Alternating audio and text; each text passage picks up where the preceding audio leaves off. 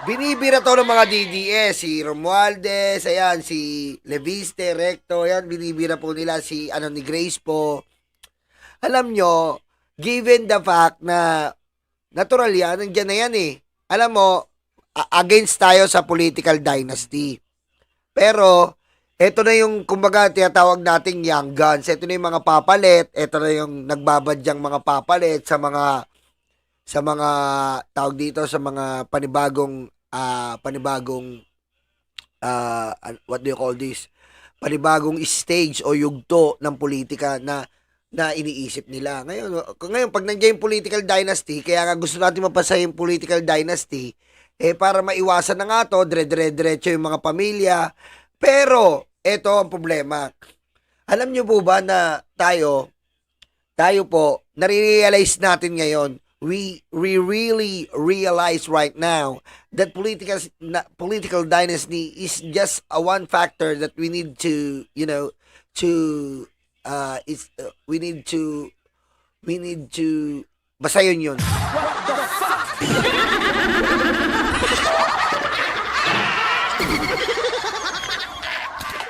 Diba? Hindi lang po yung political dynasty po ang kailangan natin na problemahin. Bakit naman YOLO? Bakit anong nangyari? Wala kang puso, hayop ka!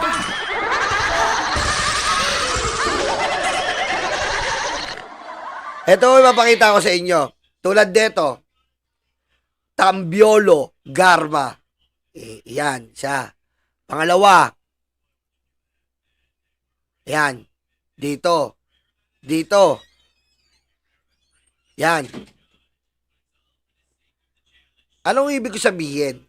Meron pa tayong Sulayka. Meron pa tayong mga tropa sa Supreme Court. Meron pa tayong tropa sa Ombudsman. Ano ibig ko sabihin? Hindi po talaga ang political dynasty for the meantime ang talagang dapat natin talagang pagtuunan.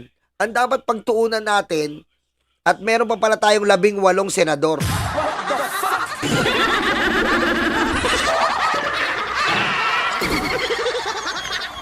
Ang dapat natin pagtuunan ay ang mga tao na na mga kasangkot sa mga katarantaduan ng isang politiko.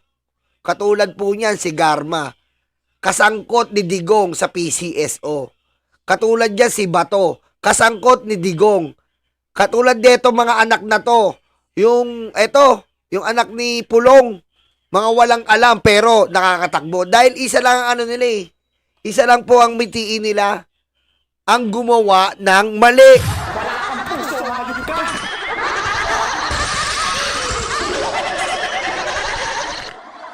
Ang ibig ko sabihin po, mas nakakatakot po ang alyansang demonyo. Yung po ang nakakatakot ngayon. Sa Ombudsman may alyansa rin. Sa Supreme Court may alyansa rin. Yan po ang nakakatakot. Mas nakakatakot at mas nakakabaliw kesa sa political dynasty. Yan po ang nararanasan natin ngayon. Samantalang yung political dynasty na yan, nakapattern yan eh. Nakapattern lang, makikita mo lang sila. Ngayon, makikita mo yung galawan nila, pero itong alyansang demonyo na hindi tayo makikilos sa Ombudsman, hindi tayo makikilos sa Senado, tanging Kongreso lang tayo nakakilos sa buhatan sa PCSO. 'Di ba? Sa buhatan sa Davao, sa buhatan ng mga Davaoenyo, sa buhatan ng mga 'di ba? Davaoenyo sa buhatan, given the fact 'yan. Oh. Sa buhatan sa Senado, Duterte 7, tama, Beans Boy. Oh. Yun po ang dapat natin mas ikatakot ngayon. Oo, mali ang political dynasty. Hindi tayo pabor diyan. Pero meron po talaga ngayon na hindi natin na pagtutuunan ng pansin. Ang napagtutuunan natin, hindi natin na pagtutuunan ng pansin ngayon is ang sabuatan ng mga hayop na lantaran na alyansang demonyo.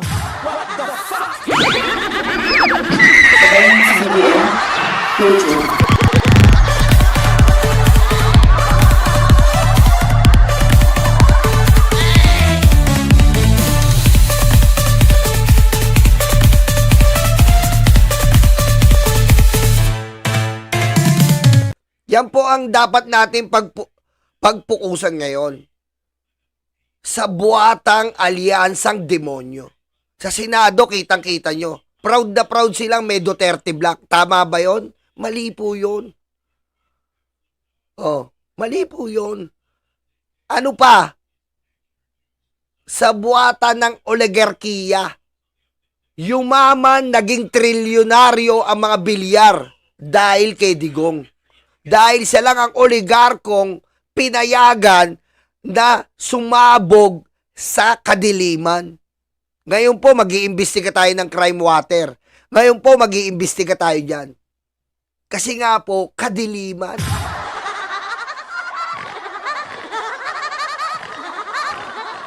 Sa senador pala, kita nyo, sa buwatan na. Ang Kongreso lang po ang hindi nila makontrol. Kaya todo-todo paninira sa Kongreso. Kasi hindi nila kontrol. Walang sabuatang mangyayari sa pamumuno ni Romualdez. Yan po ang dapat natin talagang pagpukusan. Ang political dynasty, madali yan eh. Pag napasa natin yung political dynasty, madali. Pero ang dapat natin pagpukusan po ay ang lantaran, pakikipagsabuatan, nanonormalize na po. Nanonormalize na sa atin na dapat po hindi natin pinapayagan yang pakikipagsabuatan. Sabuatan sa ombudsman, sabuatan sa iilang Supreme Court, sabuatan sa iilang judge, sabuatan ng senador ng mga hayop.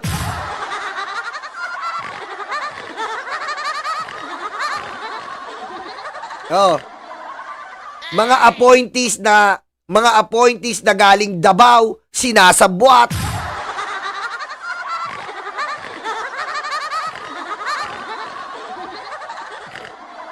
Sabuatan sa PMP. Nakita nyo sa Quadcom. Thank you, Maripe Palisok.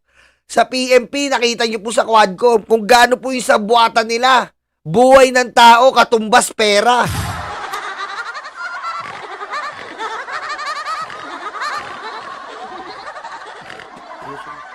Oh.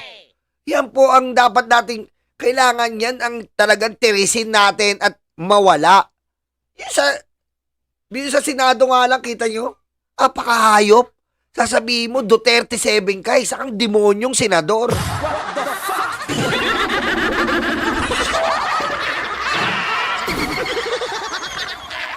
Diba? Maganda sana sabihin mo, halimbawa, Taong Bayan 1, Taong Bayan 2. Pero yung mag-drop name ka ng pusang ama ka, ng isang apelido, na talagang kakampihan mo at nire-represent mo pang hayop ka, at kapal naman ang mukha mo. Stupid ka.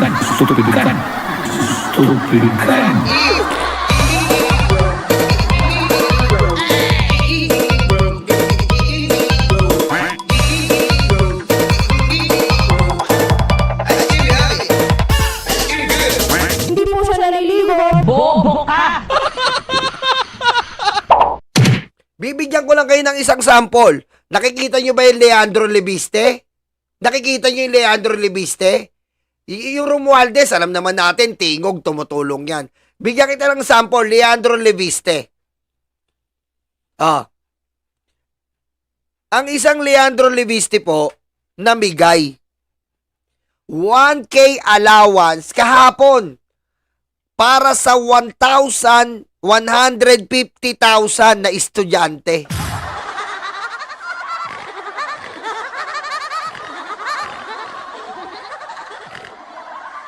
Yan po ang sinitira nilang isang political dynasty.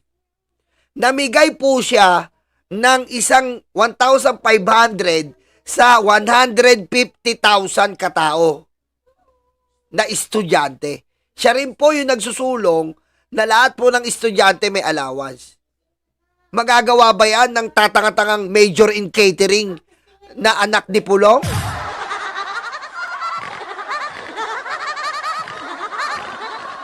Magagawa ba yan ni Pulong? Nasa ng 51 billion, hayop ka? Ambot sa imo, amoy malupit.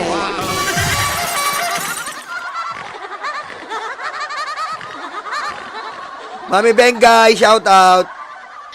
Palakas ka. 'Di ba? Yan po ang sinasabi natin. na ang pagtuunan natin ng pansin ngayon is yung mga taong lantaran ang pakikipagsabuatan sa ating gobyerno. Doon po tayo nagkakaputa-puta ngayon. Doon tayo nagkakaputa-puta. Bakit, Lolo? Tignan niyo pa sa Supreme, yung impeachment na lang. Diyan tayo nagkaputa-puta. Kung independent lahat ang ating mga senador, maayos po tayo eh. Kaso po, may mga puta-puta na umaarang na ilabas ang katotohanan.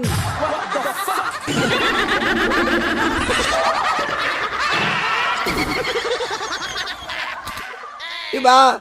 Kaya yan po ang masasabi ko dyan. Dito lang po, nakita ko lang po kasi kanina, nakita ko po sa isang post na bumibira na naman ang mga DDS. Ngayon naman, eto, dito tayo. Iano ko na. Dito sa sabungero naman tayo. Bakit daw puti ang sako? Puting ina mo eh.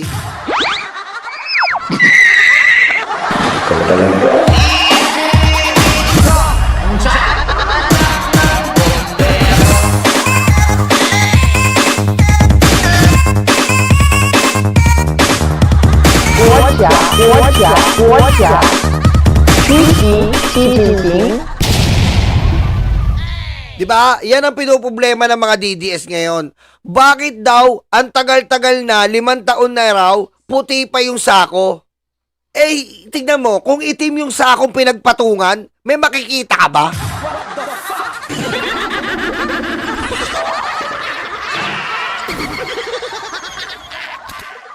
Kung itim ba yung sakong pinagpatungan yan, hayop ka, may makikita ka ba? Sa tingin mo may makikita ka?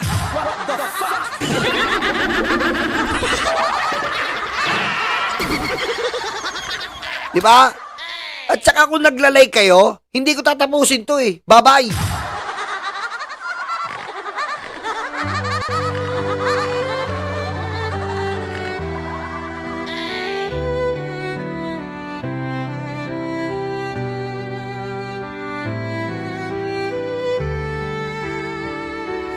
Bawat hakbang, tinik ang iyong daan. Sa sariling bayan, ika'y hinusgahan. Kita mo, gumalaw yung like?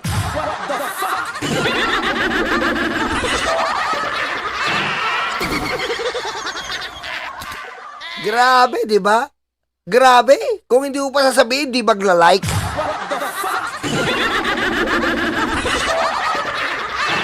Galing eh, no? Di ba? Tingnan nyo, pinatong po yan sa bagong sako. Kasi nga po, hindi mo siya makikita pag pinatong mo sa itim na sako, yun nandito, eto. Kung eto papakita lang, ano makikita natin?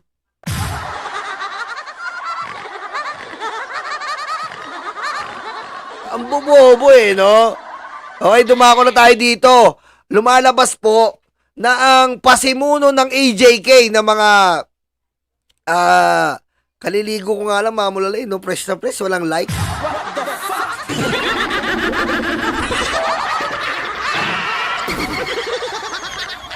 Lumalabas po na, lumalabas po sa pag-aaral na ang sabi po ng isang witness, same pattern po ang nangyari.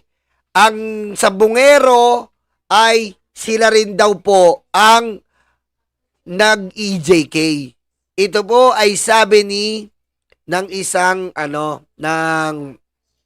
isang testigo dito po sa panoorin muna natin to.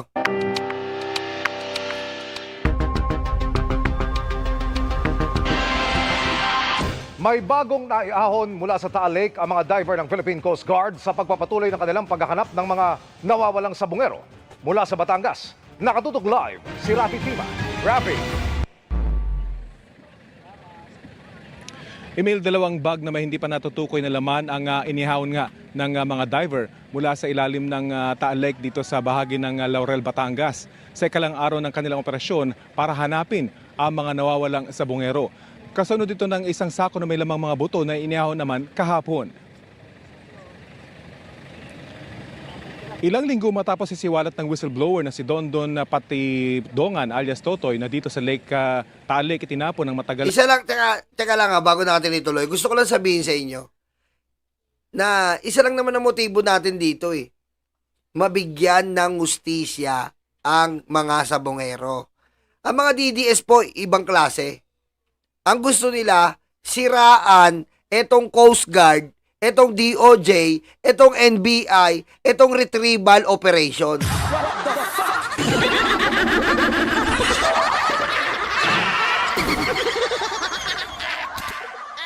Ngayon lang po tayo nakakita na naghahanap tayo ng hustisya para sa ating 100 kababayan, meron pa rin mga taong naninira.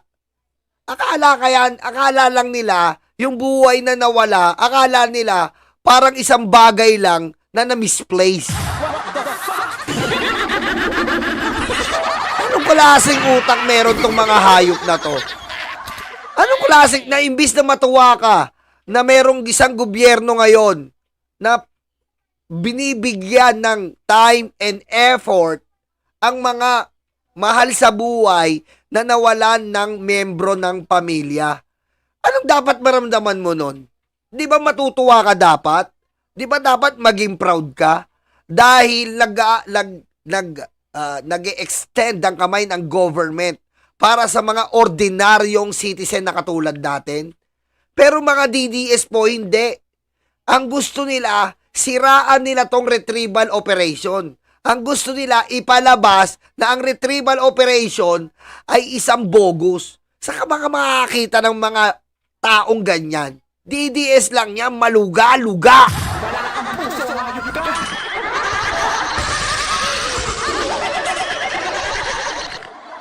Diba? Tayo natutuwa tayo And sa bawat effort ng gobyerno na binibigyan ng extension o pag-extend ng kanilang kamay para sa mga ordinaryong tao, puta, matuwa ka.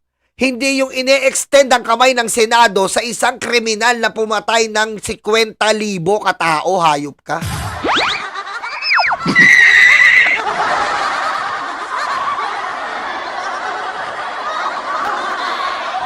Ano ba gusto mo? Ano gusto mo? May mga senador lang na maghahain ng petisyon para pauwiin ang namiminger at pumatay sa ating 50,000 na kababayan? Ano gusto mo? May isang senador na naghahain ng motion na i-house arrest ang namiminger at pumatay sa 50,000 nating kababayan? Yun ang gusto mo suportahan, hayop ka. Ano gusto mo? Yung may nagresolusyon na pauwiin dito ang demonyo.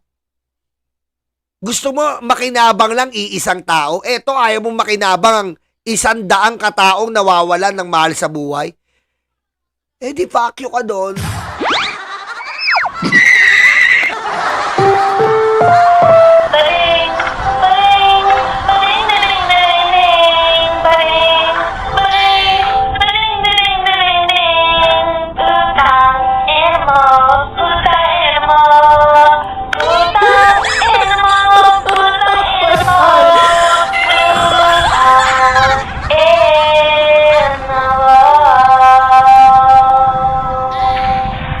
Diba? Bobo lang yung nag-iisip ng ganon. Kasi tayo as an ordinary citizen imploring the aid of the mighty God in our country, we are here to observe the benefits of our government because we ourselves is the government.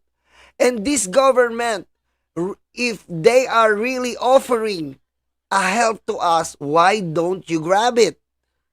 Instead, some of our legislators are offering help to a demonic ex-President Duterte. See the scenario here, motherfucker?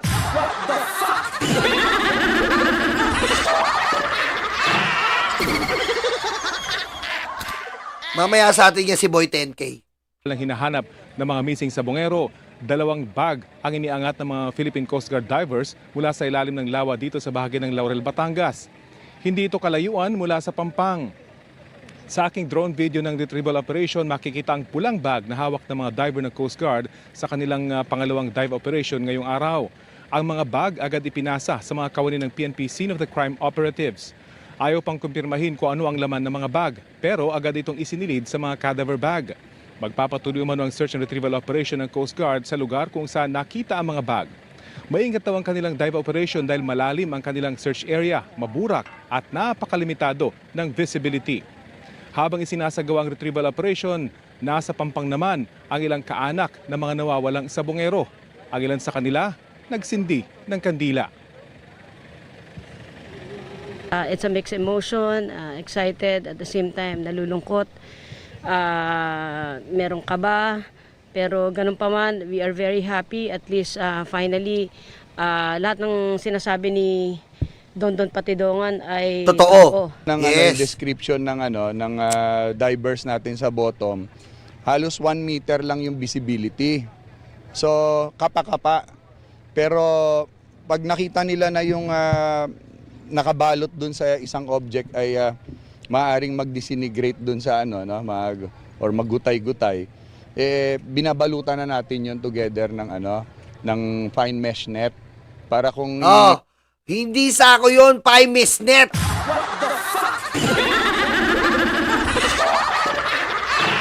Diba? Bakit ganon? Kasi nga po, sa tagal na, kapag hinango nila yung sako na yon, maaaring what do you call this? It will disappear. Di ba? Kaya meron pa silang isang net, yung parang kulay red. Doon nila nilalagay para pag ahon nila, hindi po sumabog. Hindi po, kasi ang tagal na nun eh. Ngayon, pag kinuha mo yon, maaaring masira yung sako at makawala yung mga buto or yung nilalaman nun. Kaya po, meron na po silang daladalang mga net na para pag nakita nila isang sako, ipapasok nila kaagad doon. 'Di ba? Ganun yung mga DDS, tanga. Gutay-gutay. 'Di ba? Hindi maggutay-gutay, and you're wrong, tama. Hindi maggutay-gutay. mag-ascend na tayo, hindi siya magsabog-sabog. No? Oh, yun. Gusto niya, sabog-sabog. 'Di ba? Parang puwet ni Maharlika at Puday. Sabog-sabog. 'Di ba? 'Di ba? Parang yung Puday ni Maharlika, hindi magsabog-sabog. Aboy malupit. Ganun yung ginagawa natin. We handle it very carefully.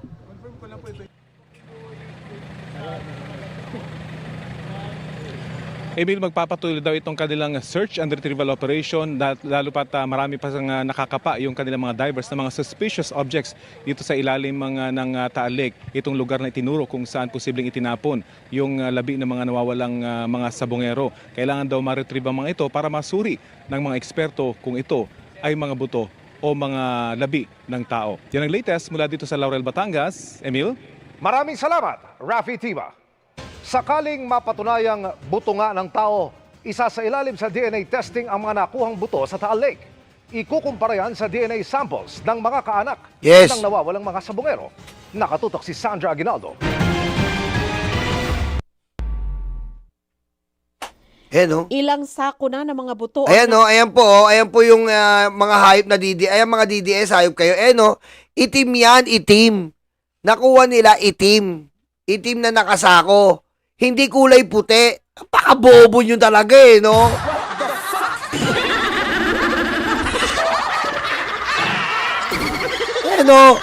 Ano, itim, kita itim. Ito yung puting sako para makita kung talagang buto pag binulatlat nila, di ba? Para pag binulatlat nila, makita nila na ang laman talaga kung ano.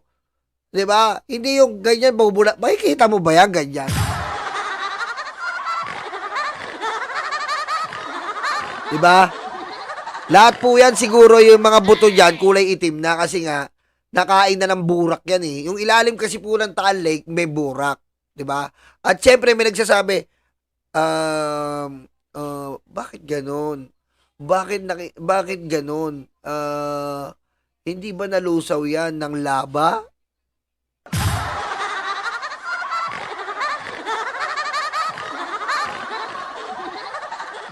Alam nyo, in my study as an astronology and volcanic eruption society of the Philippines, I studied that for about 10 years.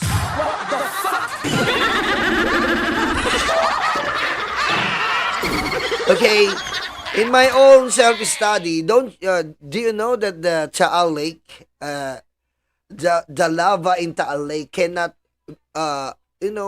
in 1 to 10, the possibility that the Taal Lake lava will go to the lake is about 3, not 10, because Taal Lake have crater. Don't you know about that?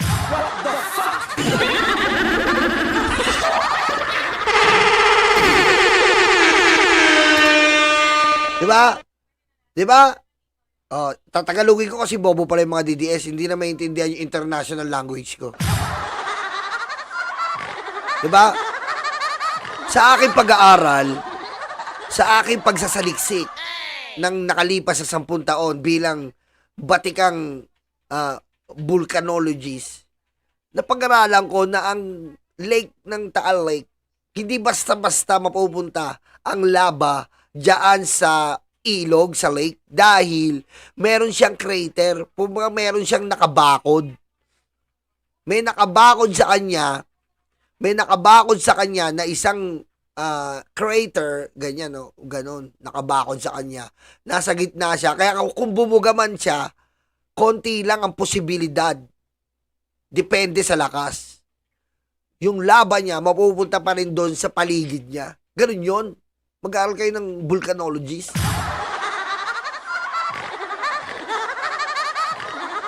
Diba? Ayon yan sa aking pag-aaral. Nagsaliksik ako ng 10 taon bilang volcanologist.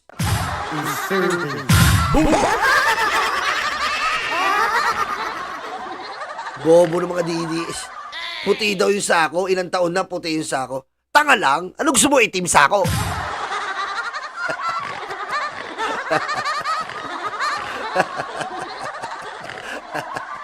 Naiintindihan nyo ba? Ako din, hindi ko rin naiintindihan.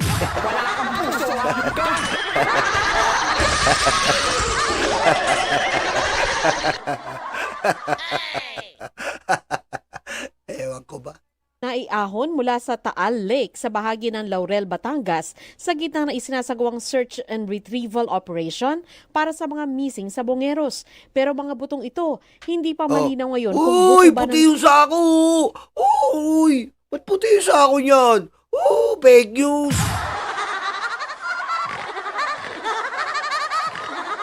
Puti yung sako, men! Bakit puti yung sako niyan? Fake news yan, ah! Oh, Sheena. Volcanologist. Yan. Yan, ah. Major in astronomy. Yan ang kinuha ko noon. Volcanologist, major in astronomy. Kaya ko mag-ano ng mga meteors. Kaya ko yan. Milky Way. Yan, kaya ko yan. Toblerone. Yan ang pinag-aralan ko eh.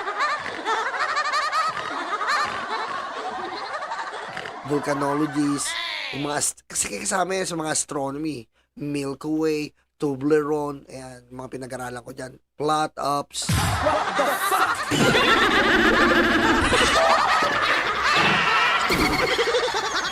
tao o hindi.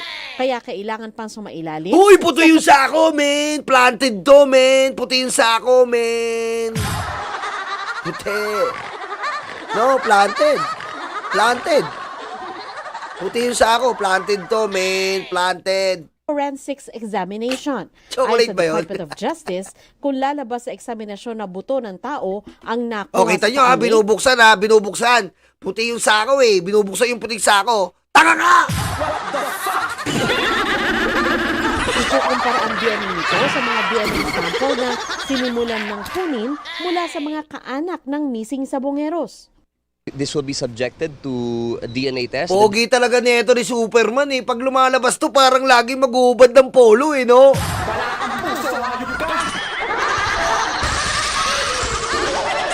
Pogi talaga nito eh, no? Parang pag pinag-i-interview siya, parang lagi magbubukas ng polo eh. Parang gagano, parang lilipad eh. Ito DOJ na spokesperson, ang pogi, no? Parang lagi lilipad. Wala kang puso, hayop ka! No, pogi.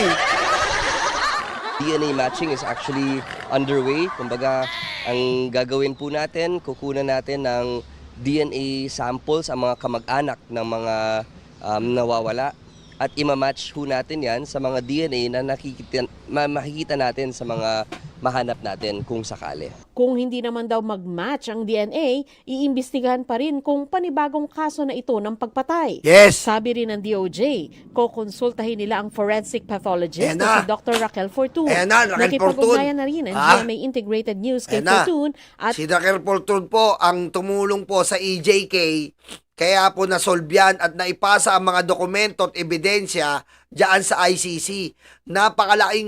Napakalaking tulong po ang ginawa ni Dr. Raquel Fortun. Dahil sa ginawa niya sa kanyang pag-aaral sa forensic pathology, ayan, medyo hindi ko na pag-aralan, 1 year lang ako dyan eh, mga buto-buto. Lalagyan mo ng talong tsaka kangkong, tas nor. Ganun ka mangyayari kay Digong eh. Diba? Si Dr. Fortun po ang nakaalam na yung ano po, yung mga nilibing sa EJK, may mga basyo pa ng bala sa ulo, sa puso, sa kalansay. Ganun po kalupit yung EJK. Tapos pinalabas po, sabi ni Dr. Fortun, pinalabas may sakit sa baga, may sakit sa puso, inatake. Ganun po ang ano ba 'to?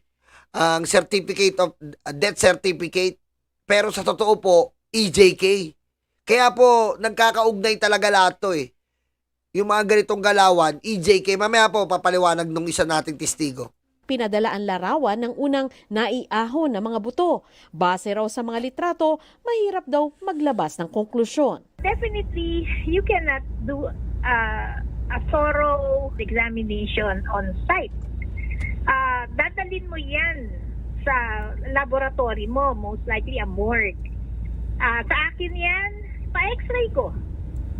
To be sure. Kung mapapatunayang sa tao daw ang buto, sabi ni Fortun, Isipin mo agad, hindi yan adult na siniksik sa sako kasi hindi kaya. So ano yan? Disarticulated, dismembered, remains, skeletal remains na ba or parts na siniksik mo sa sako. Kumbaga, ano yan, parang chinap-chap pa, no? Grabe, no? Sabi nga ni Don Don, pagkatapos daw patagasin, pinatagas daw talaga yung dugo, sabi ni Don Don.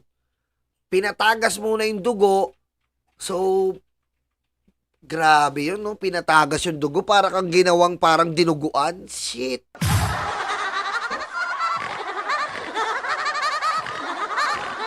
Diba? Diba ganun yung baboy, pag gagawa kang dinuguan, papatagasin muna yung dugo, isasalin mo muna yung dugo. Ganun daw eh, sabi ni Don Don eh. Ay, ni Totoy eh. Sabi ni Totoy, ganun daw eh. Pinatagas muna yung dugo, tas siniksik sa sako. Grabe, no? Pwede rin, Joba, baka sinunog. Pagkasunog, tsaka nilagay doon. My God, tao ba tong mga to? Diba? Demonyong gumawa nito. At pag demonyo, ano naisip natin? Duterte lang to.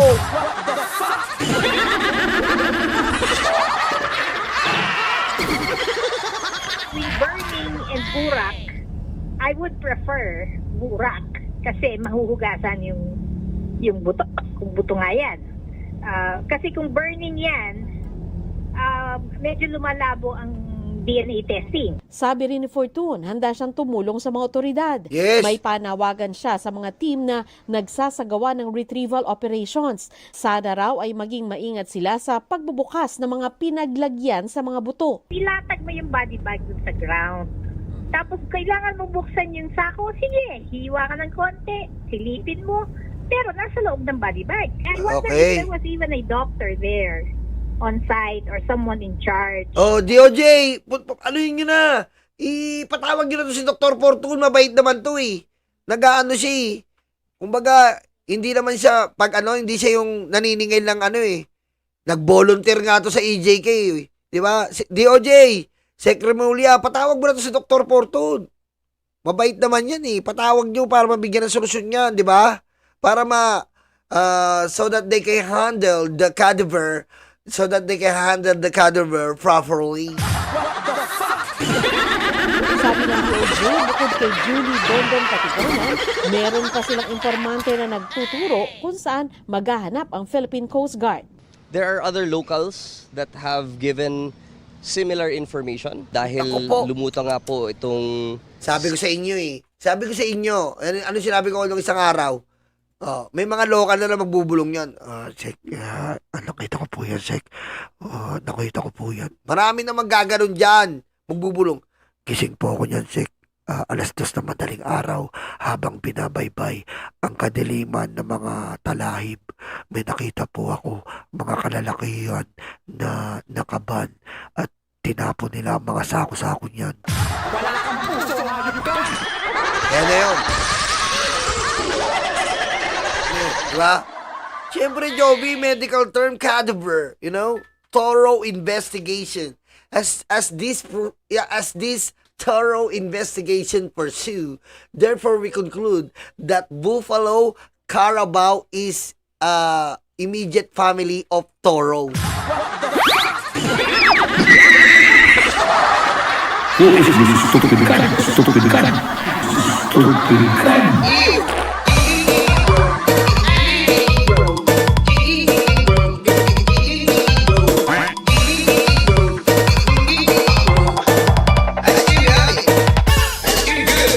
Hindi po siya naliligo. Bobo ka! Diba? Iisang pamilya yan Diba? Iisang pamilya yan. Carabao, Buffalo, Toro. Iisang pamilya yan. Diba? si whistleblower, biglang nagsilabasan din dun sa local area. Merong minark ang Philippine Coast Guard na 2 site, no, kung saan may nakapkapan na mga sako. Pinagtutulungan daw ng PNP, Ayan na. CIDG at NBI ang Nako. investigasyon. May prosecutor din sa lugar para sa mabilis Yan. at maingat na investigasyon. Ayan po ito po gusto ko lang sabihin sa inyo na hindi po sila basta nag-aangat ng cadaver. Hindi po sila nag-aangat ng mga sako biglaan kasi po hinihintay nila ang prosecutor at ibang mga membro ng NBI so that they have some witness regarding the retrieval of this body in the cadaver. Okay? Para sa GMA Integrated News, Sandra Aguinaldo Nakatuto, 24 oras.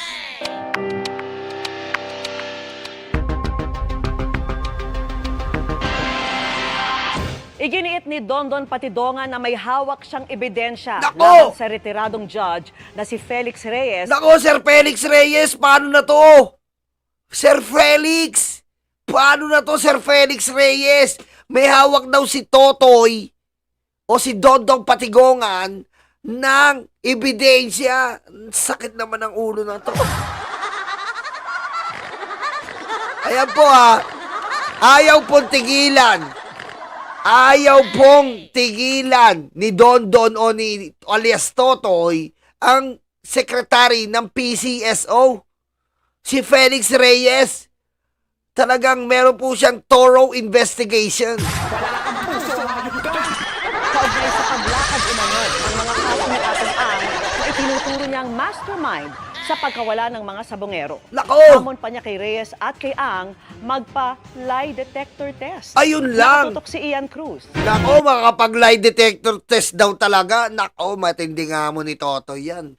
Bagay, pwede Pwede sasabihin niya, lie detector test. Ikaw ba ang pumatay sa sabongero?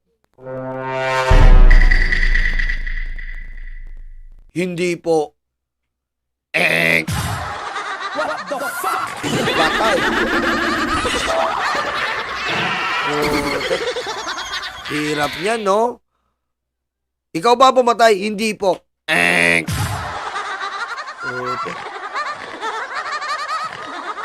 Di ba?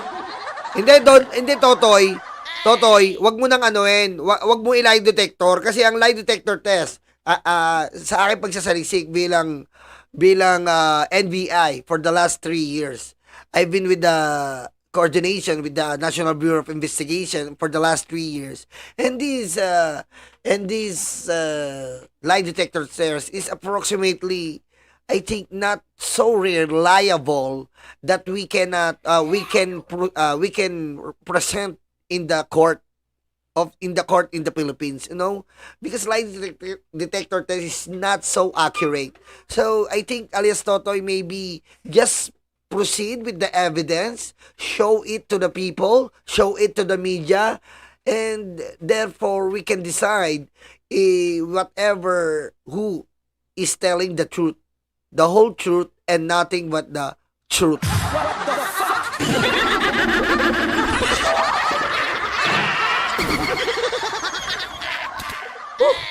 Hirap ng walang kain, hayop. Matapos sabihin ni Julie Dondon Patidongan alias Totoy na si PCSO Chairman Felix Reyes ang tigaayos umano ng mga kaso ni Charlie Atong Ang, hinamon siya ng retiradong huwes na patunayan ang akusasyon at kung hindi ay manahimik na lamang siya. Ang tugon dito ni Patidongan, isa ring hamon. Hindi naman galing din sa bibig ko na siya ang tumutulong, galing din kay Mr. Atong Ang. Samunin ko kayo, dalawa kayo ni Mr. Atong Ang, magpa-lie detector tayo. Yun lang masasabi ko sa kanila.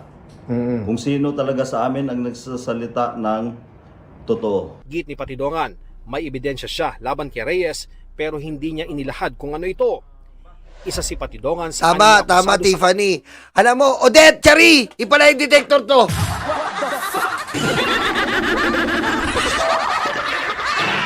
Odette, Chari, ipalay detector to. Sagutin na natin. Wanted sa radyo, dito ang katmuhan mo. Wanted sa radyo, di maaagrabyado. Wanted sa radyo. Hello po, magandang hapon po. Andito po tayo sa Rafi Tulfo in Action. Odette! Chari! Ipalay detector siyan. Ipalay detector yan si Felix saka si Atong.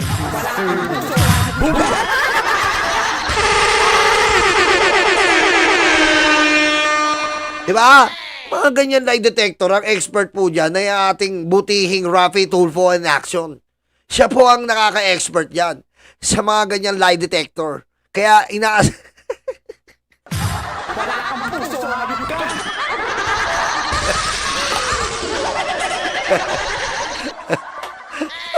kaso ng missing sa Bungero. Kwento niya, ang retiradong huwes umano ang naglakad ng kanilang kaso. Si Judge Felix na yan, siya na mismo ang naglakad niyan. Mga judge, kinakausap niya na yan. Kaya lahat. Yan ang mahirap dyan. At may ebidensya daw po na nilakad ni Sir Felix Reyes ayon kay Totoy ang kanilang kaso. Naku po, ang hirap niyan, sir. Ang hirap niyan. Pag napatunayan yan, malaki po itong bonggang balita. Diba? Alam ko, dahil sa bibig din ni Mr. Atong Ang nanggaling yan. Ngayon, kaya kong patunayan, gugulatin ko sila. Wala rin daw ideya si Patidongan na aplikante pala para sa susunod na ombudsman ang retired judge. Nako! Sinisika pa ng GMA Integrated News sa makuhang panig ni Naang at Sherman Reyes ukol sa mga bagong pahayag ni alias Totoy. Nako, abangan po natin yan Abangan po natin yan. Ilalabas po ni Totoy ang ebidensya na sila po ay tinulungan ni Sir Felix Reyes. Nako, ano po yan Ayan pa naman yung kumanta ng di ba? Ayan yung kumanta ng you told me that you love me if I never change, calling into your arms again, calling out of the rain. There's a place in your heart to love me again.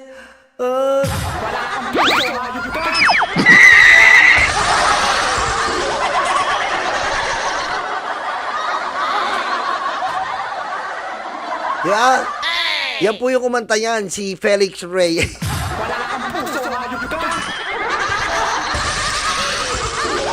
Tama ba? Coming out of the rain. Wala nang boses.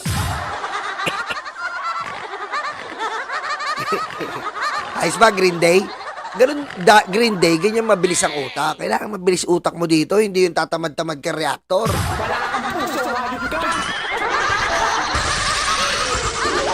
Yeah. Oh, kita mo? Sherin Reyes. Sorry.